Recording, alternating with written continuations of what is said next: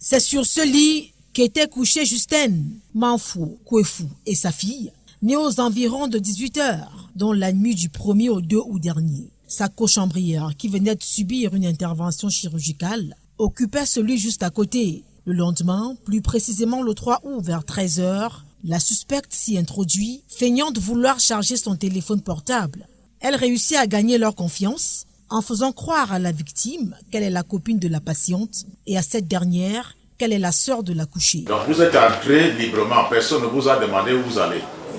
18 heures par là, la nourrice va se mettre quelque chose sous la dent, dans l'espace exigé par l'hôpital, laissant l'autre malade et la mise en cause dans la salle où était également allongé son bébé. La présumée voleuse en profite pour simuler un appel et faire croire à la cochambrière qu'au bout du fil, c'est la mère du nourrisson qui lui demande d'amener son enfant dans un état fiévreux.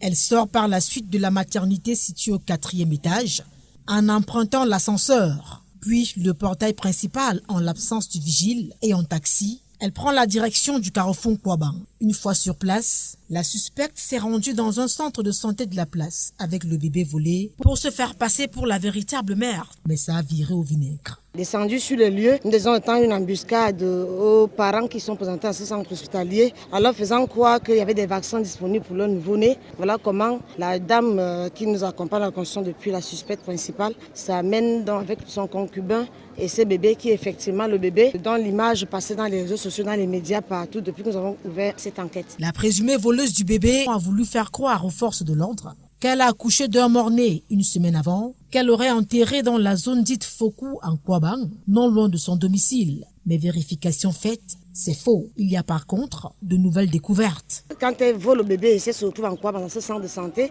on l'a fait passer pour une dame qui est arrivée à terme et qui était en travail. Le carnet que nous avons précise qu'elle y est arrivée, a eu des contractions, elle y a accouché, pourtant elle n'a pas accouché dans ce centre de santé.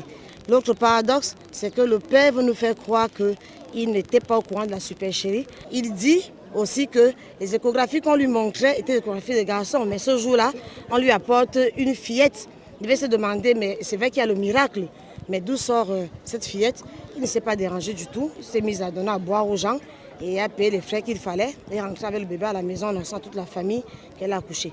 Reste à établir s'il s'agit d'un réseau. L'enquête suit son cours. La reconstitution des faits a eu lieu ce 14 août au siège des institutions, en présence du procureur de la République, près le tribunal de grande instance du Mfunji.